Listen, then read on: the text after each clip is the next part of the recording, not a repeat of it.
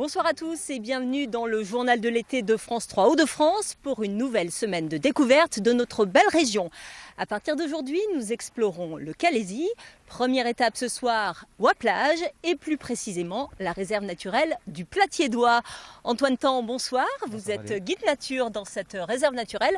Alors on le voit derrière nous, un paysage de plaine, de mer et pourtant ce paysage, il est finalement assez récent. Non, ce qu'on voit derrière nous en réalité, c'était la plage il y a une cinquantaine d'années. Ce qui n'est plus le cas aujourd'hui puisqu'il y a une végétation qui progressivement s'est installée.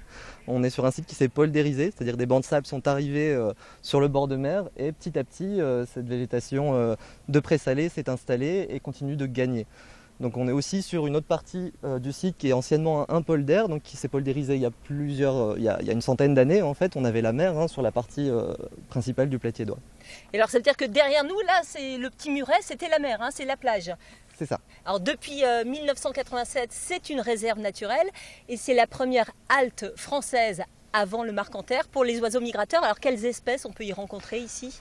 Alors des milliers d'oiseaux, des centaines d'espèces réparties selon les saisons en fait. Beaucoup d'espèces de canards pendant l'hiver viennent passer l'hiver chez nous, puis d'autres espèces d'oiseaux, des laridés comme les sternes, d'autres des mouettes mélanocéphales, des limicoles aussi qui viennent se reproduire sur le site et puis ensuite des migrateurs. Alors ici, on a une population de gravelots. Alors les gravelots, c'est quoi ? C'est une population assez importante et il faut y faire attention. Tout à fait. Deux espèces de gravelots nichent sur la plage, en fait, le gravelot à collier interrompu et le grand gravelot. Donc les trois quarts en fait, de la région nichent ici sur les plages du Platier. Donc raison de plus en fait, pour protéger le site et aller sur la plage plutôt se baigner sur la plage officielle. Alors merci Antoine Tan. Maintenant on va se balader du côté d'Audruic et de Vieille-Église avec Loïc Benech et Pascal Mailleux pour découvrir les curiosités du pays.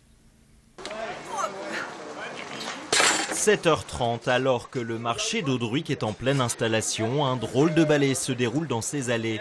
La troupe est dirigée par Franck Roussel. Vous avez qu'à vous remettre là à côté, impeccable. Voilà. Michelet, c'est qui? Combien de mètres qu'il vous faut 6 mètres. À côté, vous pouvez encore Sans véhicule aussi. Sans véhicule, il m'aurait fallu le véhicule derrière. Désolé monsieur. Il faut faire plaisir au maximum de personnes. Depuis 20 ans, Franck tente de placer avec tact les commerçants de passage aux côtés de la bonne centaine de vendeurs permanents. C'est une question d'habitude, c'est une question... il faut aimer faire ça.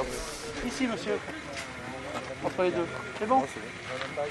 Tout doit être utilisé, tout doit être rentabilisé, tout doit être pris. Allez là, 2 choux-fleurs, 2 € là, messieurs, dames. 3 salades, 2 €.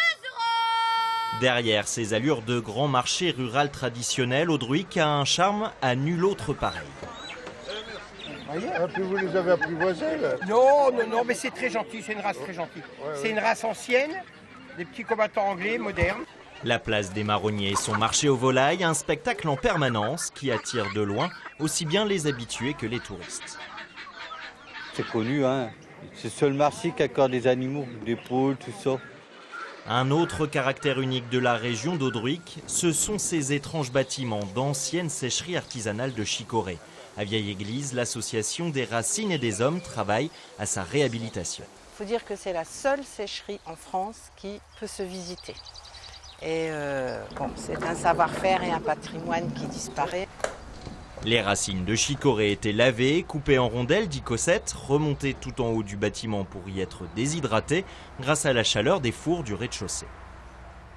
Les sécheurs venaient étaler les racines sur cette platine.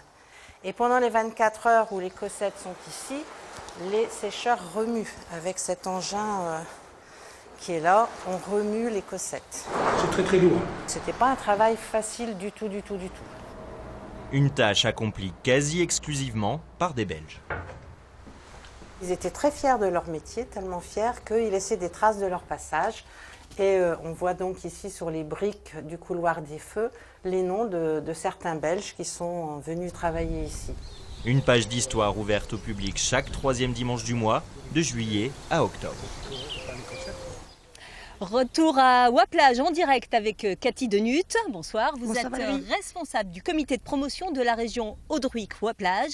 Alors votre offre touristique, pour la promouvoir, vous avez misé sur la campagne avec vue sur mer, c'est exact? Exactement Valérie, en fait on a la chance d'avoir un bijou, la réserve naturelle du Platédois dont a parlé Antoine.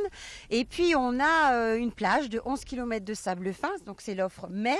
Et puis à quelques kilomètres on a une véritable offre campagne, une offre rurale, donc entourée de champs. On a un bourg-centre, Audruic, et un certain nombre de petits villages qui gravitent autour.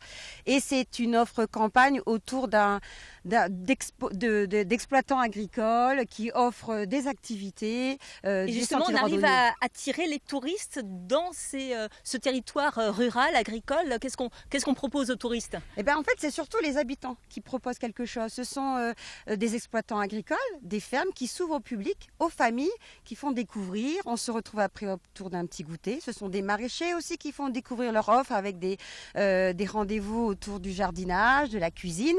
Et puis, on a une nouveauté cette année. Exactement. C'est les balades en bistrot. Bistrot et balade, exactement. Balade et bistrot.